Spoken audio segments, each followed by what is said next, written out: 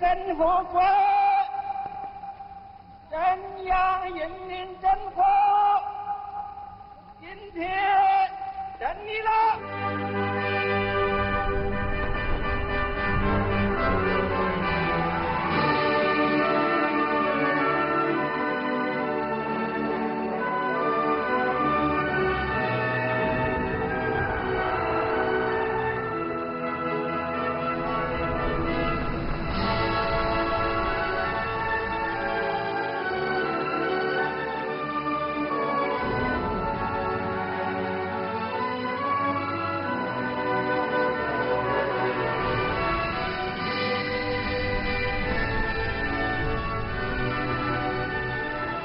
为建设富强、民主、文明、和谐、美丽的社会主义现代化强国努力奋斗。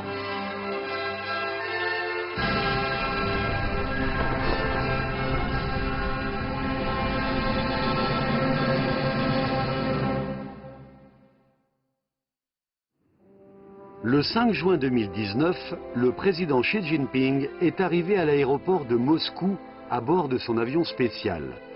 Il s'agit de sa 8e visite en Russie depuis sa prise de fonction en tant que président chinois et elle a marqué le début d'un mois diplomatique chargé.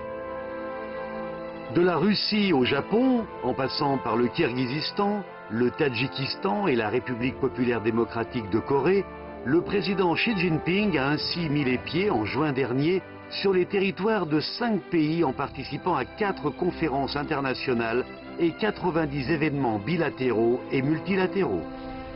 Le président chinois a fait des visites si fréquentes en l'espace d'un seul mois que cela a établi un record diplomatique dans l'histoire de la Chine nouvelle. Alors que le monde traverse des changements inédits depuis un siècle, la Chine a élargi et renforcé son cercle de pays amis dans le monde afin de promouvoir la construction d'une communauté de destin pour l'humanité, ce qui a attiré l'attention de la planète entière. Le président Xi Jinping a pris l'avion pour la Russie la veille de la période des grains en épi. Cette période du calendrier chinois signifie un débordement de vitalité. La diplomatie de ce grand pays du socialisme à la chinoise récolte le fruit de ses efforts.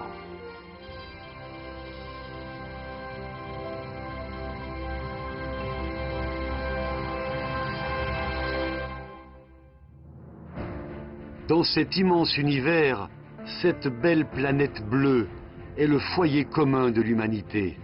Elle porte les espoirs et les rêves de 7 milliards de personnes. Au XXIe siècle, la mondialisation économique se poursuit avec une circulation rapide des marchandises, des capitaux, des informations et des talents dans le monde entier. L'Internet et les réseaux de transport permettent au monde de vivre interconnecté. Le destin de la population mondiale qui vit dans le même village planétaire n'a jamais été aussi étroitement lié. C'est pourtant un monde complexe et incertain qui est loin d'être tranquille. Les conflits régionaux, la politique du plus fort, le terrorisme, le fossé entre riches et pauvres et le protectionnisme constituent les enjeux mondiaux auxquels toute l'humanité est confrontée. Ces enjeux globaux, aussi nombreux que préoccupants, sont sans précédent. Toute l'humanité fait face à une situation marquée par d'énormes bouleversements. Nous sommes à l'heure actuelle à un moment clé et à un carrefour. Face aux questions existentielles de l'époque, qu'est-il arrivé au monde? Que devrions-nous faire? Le monde a bien entendu la solution de la Chine. 中国方案是构建人类命运共同体，实现共赢共享。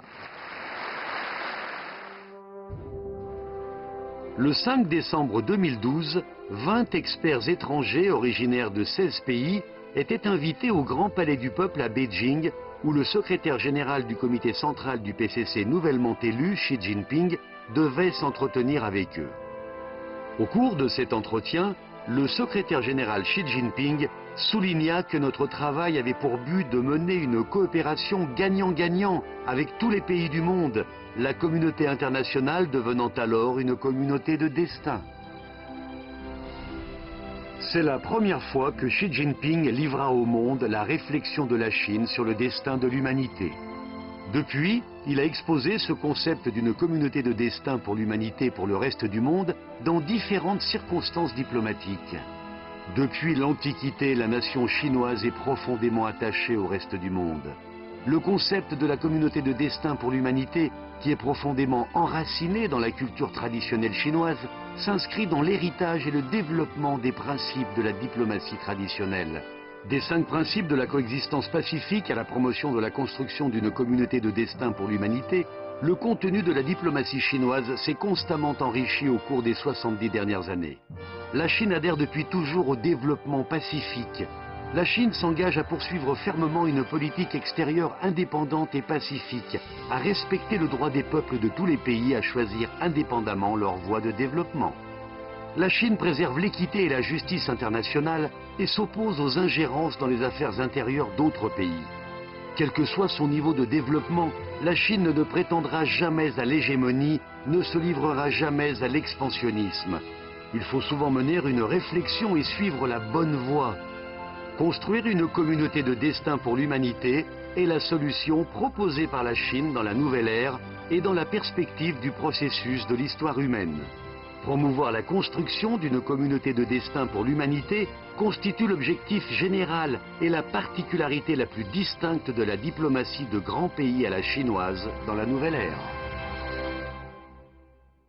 Le 22 juillet 2019, le président Xi Jinping a rencontré le prince héritier d'Abu Dhabi des Émirats arabes unis, Mohammed Ben Zayed Al Nahyan, à la résidence des hôtes d'État d'Yayutthaya. Xi Jinping a souligné que la civilisation chinoise s'est développée constamment dans un esprit d'ouverture et d'inclusivité. La construction conjointe de l'initiative La Ceinture et la Route découle du concept de la culture chinoise dit le monde de la Grande Concorde. Elle vise à promouvoir les échanges et la coopération entre les différents pays. Du concept, on doit passer à l'action. À l'heure actuelle, en tant que plateforme importante de construction d'une communauté de destin pour l'humanité, l'initiative La Ceinture et la Route, héritant de l'esprit de la route de la soie, a pu étroitement lier les destins de nombreux pays.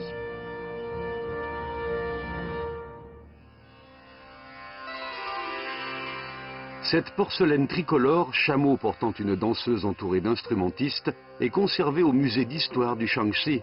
Les instrumentistes et la danseuse au chameau, qui portent le vêtement et la coiffure de l'ethnie Han et utilisent des instruments de musique venus des contrées occidentales, présentent une nouvelle danse après l'intégration des cultures chinoises et étrangères. Le rouleau de l'histoire s'ouvre lentement. Historiquement, l'ancienne route de la soie avait été empruntée par d'innombrables caravanes de marchands en créant de belles légendes. Les années passent et recommencent. Dans les annales de l'histoire, le président Xi Jinping a dressé le nouveau plan de coopération gagnant-gagnant de l'époque moderne. Le président Xi Jinping a proposé pour la première fois l'initiative majeure qui est la construction conjointe de la ceinture économique de la route de la soie le 7 septembre 2013 au Kazakhstan, pays traversé par l'ancienne route de la soie. 我们可以用创新的合作模式，共同建设丝绸之路经济带。这是一项造福沿途各国人民的大事业。 Une vingtaine de jours plus tard, il a proposé l'initiative de la construction conjointe de la route maritime de la soie du XXIe siècle en Indonésie, pays riverain de la route de la soie maritime. 中国愿同东盟国家共同建设21世纪海上丝绸之路。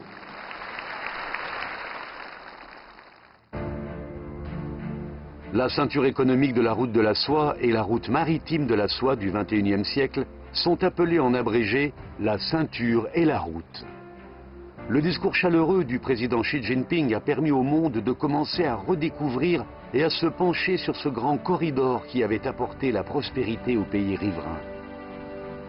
Le comité central du PCC et le Conseil des affaires d'État ont publié le 2 décembre 2014 la planification stratégique sur la construction de la ceinture économique de la route de la soie et de la route maritime de la soie du XXIe siècle. Par la suite, de nombreux pays du monde ont répondu activement à cette initiative et ont travaillé avec la Chine pour mettre en œuvre la ceinture et la route à la lumière du principe dit concertation, synergie et partage. En Biélorussie, le parc industriel sino-biélorusse est en construction. Une fois terminé, ce parc deviendra l'un des pôles économiques et commerciaux du continent eurasien.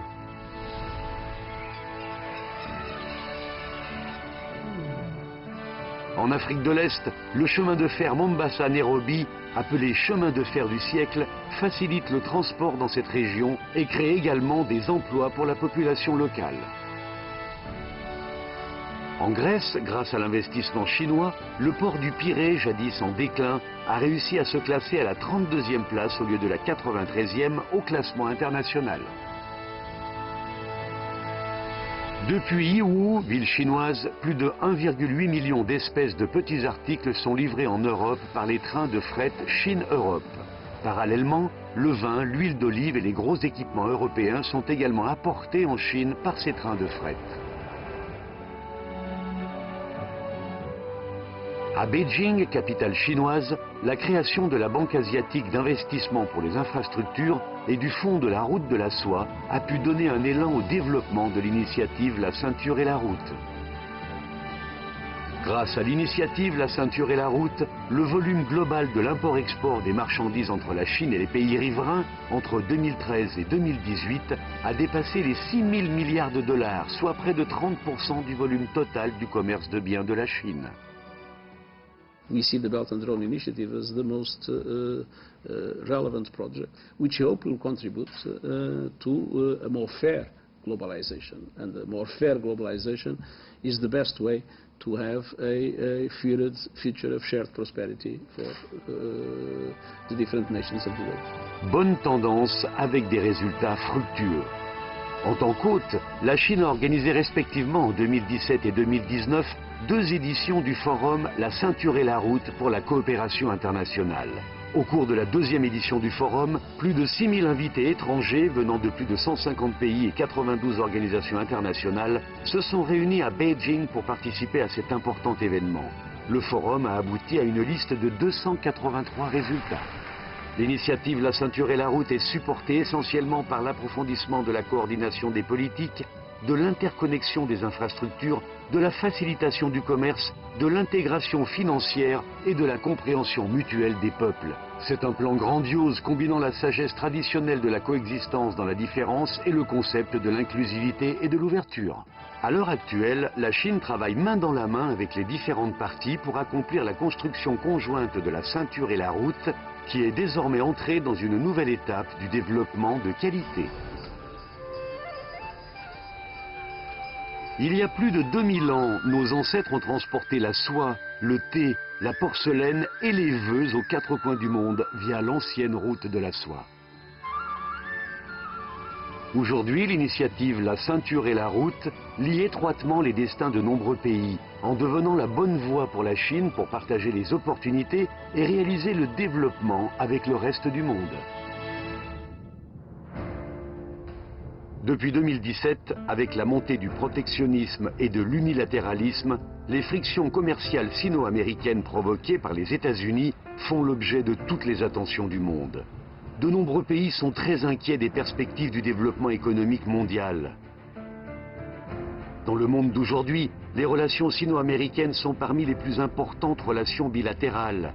Le volume économique des deux pays, le poids de leur population et le volume global de leur commerce représentent respectivement un tiers, un quart et un cinquième du total mondial. L'histoire et la réalité montrent que la coopération entre la Chine et les États-Unis profite à chacune des deux parties et que l'affrontement nuit à l'une comme à l'autre partie. Cependant, les États-Unis n'ont eu de cesse d'exercer des pressions sur la Chine depuis 2018. La provocation et l'escalade de la guerre commerciale posent un sérieux défi à la coopération économique et commerciale sino-américaine. Face à la pression américaine, la Chine a pris une position ferme sur la base de la préservation des intérêts communs des deux pays et de la situation générale de l'ordre du commerce mondial. Sur invitation, le président Xi Jinping a rencontré à plusieurs reprises son homologue américain Donald Trump et a échangé avec lui de multiples conversations téléphoniques au sujet des questions économiques et commerciales ainsi que de la relation bilatérale Chine-États-Unis.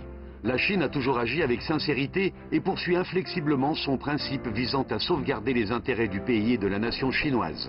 La Chine n'a jamais cédé sur ses principes. Elle ne voulait pas d'une guerre commerciale, mais elle n'en a pas peur.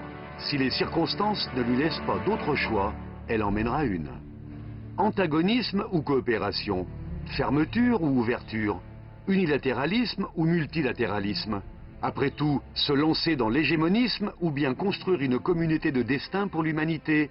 C'est une question à laquelle on doit répondre en ce qui concerne le développement futur du monde. Sur cette question, la Chine a une idée claire, est calme dans l'action et a une position bien ferme. La Chine a la détermination, la confiance et la capacité de défendre ses droits et intérêts légitimes. La lutte se poursuit. Ceux qui sont du côté de la justice n'ont jamais peur de la difficulté. Se focalisant sur le développement mondial, la Chine va continuer à soutenir le système commercial multilatéral pour construire une économie ouverte et apporter sa propre contribution à l'économie planétaire. La Chine veut travailler avec les États-Unis pour promouvoir les relations sino-américaines caractérisées par la coordination, la coopération et la stabilité.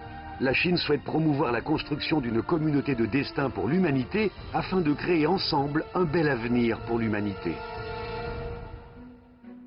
À Heihe, ville frontalière de la province du Heilongjiang, et à Blagoveshchensk, ville russe sur l'autre rive, le pont routier reliant la Chine à la Russie est en construction.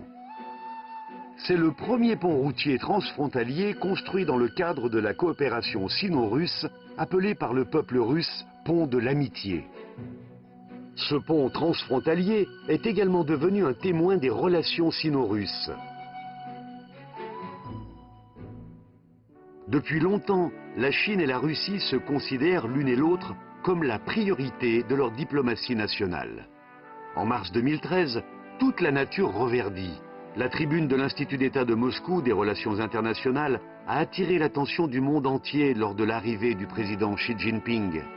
À cette occasion, le président Xi Jinping a proposé d'une manière novatrice le concept de nouveaux types de relations internationales.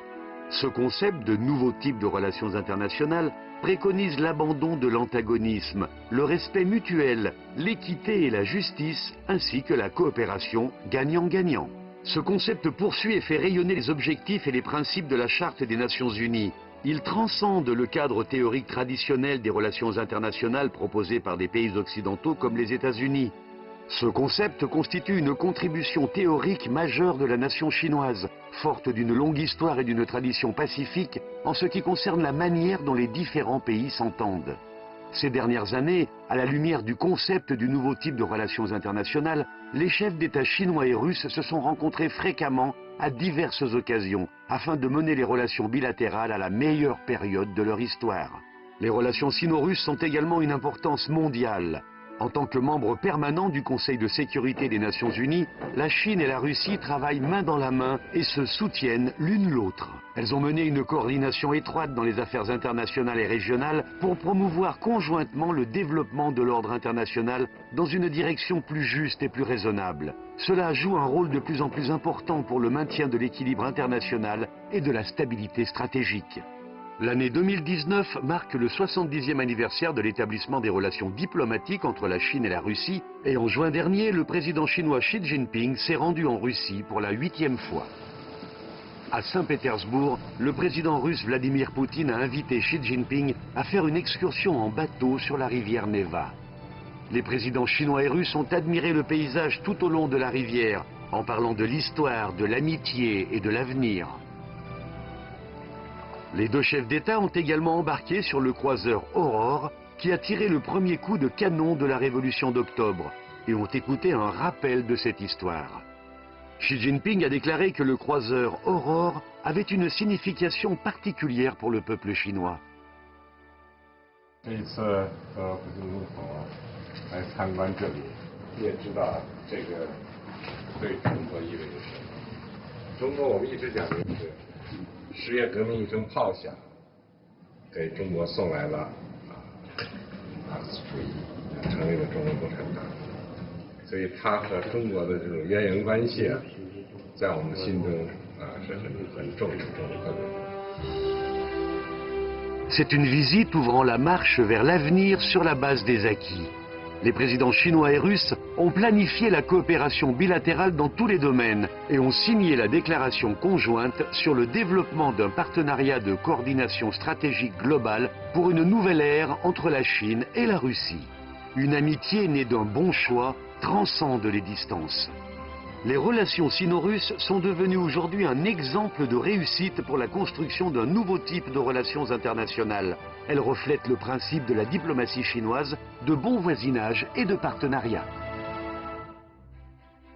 Le 7 janvier 2019, le président chinois Xi Jinping a reçu le président de la Commission des affaires de l'État de la République populaire démocratique de Corée, Kim Jong-un, le premier dirigeant étranger en visite en Chine en 2019.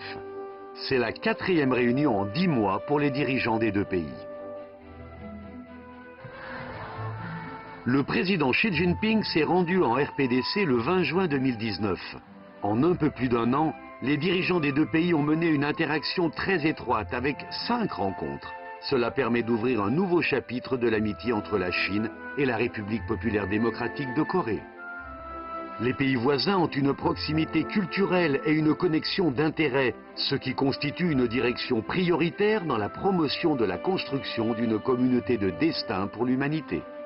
Un colloque diplomatique a eu lieu en octobre 2013 à Beijing.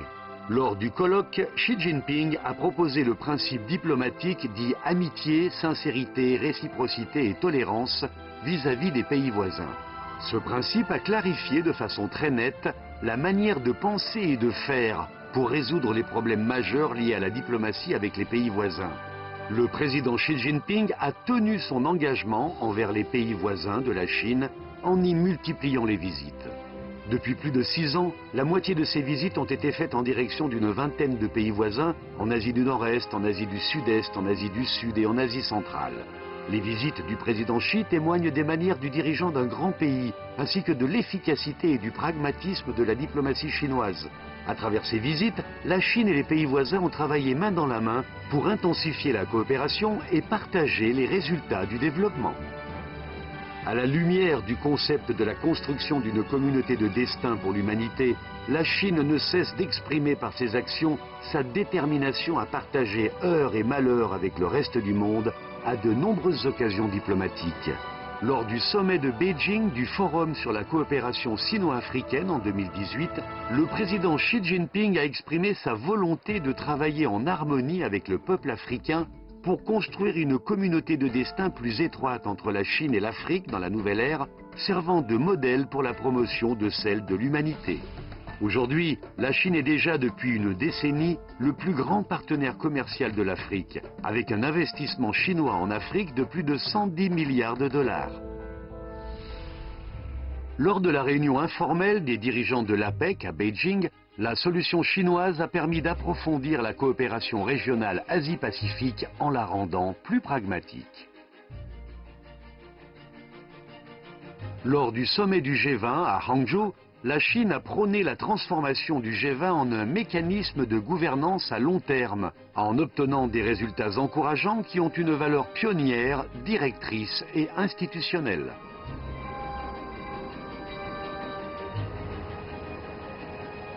Lors de la réunion annuelle du Forum économique mondial à Davos, le président Xi Jinping a préconisé un développement de la mondialisation économique plus ouvert, plus inclusif, plus solidaire, plus équilibré et bénéfique pour tous.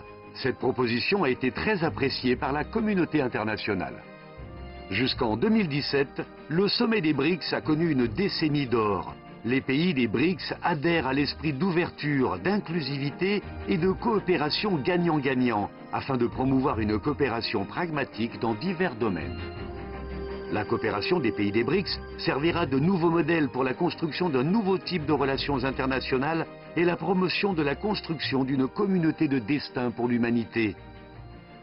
L'amitié sincère ignore l'éloignement. On se sent proche comme des voisins. En 2014, le président Xi Jinping a participé au premier sommet Chine, Communauté des États latino-américains et caribéens, au Brésil. Les deux parties ont décidé d'établir un partenariat de coopération globale basé sur l'égalité, le bénéfice mutuel et le développement commun et de créer un forum Chine-Amérique du Sud. Depuis le 18e congrès du PCC, le président Xi Jinping s'est rendu à 4 reprises en Amérique latine et dans les Caraïbes. Les relations bilatérales ont ainsi réalisé des bonds historiques. De juin 2017 à août 2018, la Chine, en un peu plus d'un an, a établi respectivement des relations diplomatiques avec le Panama, la République dominicaine et le Salvador. Nous avons ainsi de nouveaux amis en Amérique latine et dans les Caraïbes, et nous avons de nouveaux partenaires dans le cadre de la construction conjointe de la ceinture et la route et de la construction d'une communauté de destin pour l'humanité. En 2018, la réunion informelle des dirigeants de l'APEC a été organisée pour la première fois en Papouasie-Nouvelle-Guinée, pays insulaire du Pacifique. Les grands pays comme les petits pays partagent le même sort. Sur la base de ce concept, la Chine a participé activement à cette réunion pour mener des échanges profonds sur l'intégration économique régionale et l'économie numérique avec diverses parties. 31 mars 2014, Bruxelles, Belgique. Il s'agit de la première visite du président chinois au siège de l'Union européenne depuis l'établissement des relations diplomatiques entre la Chine et l'UE. Xi Jinping a comparé les relations sino-européennes à un pont pour expliquer d'une manière globale la politique chinoise à l'égard de l'Europe. 我们要共同努力建造和平、增长、改革、文明四座桥梁，建设更具全球影响力的中欧全面战略伙伴关系。 De Berlin à l'île de Rhodes en Grèce en passant par Paris, Londres et Helsinki, ville finlandaise du cercle arctique, c'est un nouveau rouleau des relations sino-européennes qui est en train de s'ouvrir dans les pas du président Xi Jinping. Partie importante des relations Chine-Europe, la coopération entre la Chine et 17 pays d'Europe centrale et orientale progresse d'une manière régulière. Xi Jinping a activement promu l'articulation de la coopération 17+1 avec la construction de la ceinture et la route et le développement des relations Chine-Europe en recherchant le développement commun et la prospérité partagée entre la Chine et les pays d'Europe centrale et orientale. Le 12 décembre 2015 a marqué un jalon dans l'histoire mondiale. Afin de lutter contre le changement climatique sur le plan planétaire, la communauté internationale est finalement parvenue à un consensus suite à des négociations ardues. La Chine a apporté une contribution importante à cela, avec ses efforts incessants. Il y avait quelques pays qui étaient quand même un peu réticents. Alors je suis allé voir mon collègue et ami chinois, avec qui nous avons travaillé ensemble. Il m'a dit, le président Xi m'a dit qu'il fallait que ce soit un succès, je vais t'aider. Il est revenu une heure après et m'a dit, pour les pays dont tu m'as parlé, c'est d'accord. Partager le même sort est le concept chinois. La coopération gagnant-gagnant est la solution chinoise. En tant que participant, constructeur et contributeur au système international actuel, la diplomatie chinoise à l'ère nouvelle est en mutation profonde.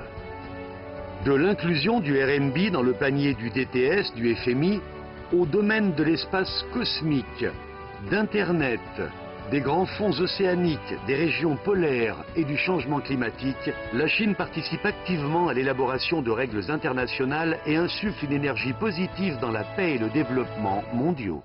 Le Parti communiste chinois renforce davantage ses échanges et ses dialogues avec les partis politiques de nombreux pays du monde. Le dialogue de haut niveau entre le Parti communiste chinois et des partis politiques du monde entier s'est tenu en novembre 2017 à Beijing.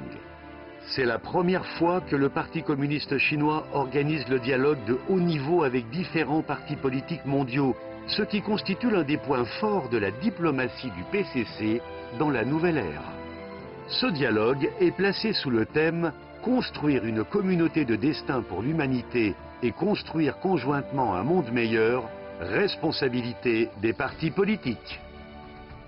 Partager le même sort est la volonté et la conviction affirmée des communistes chinois.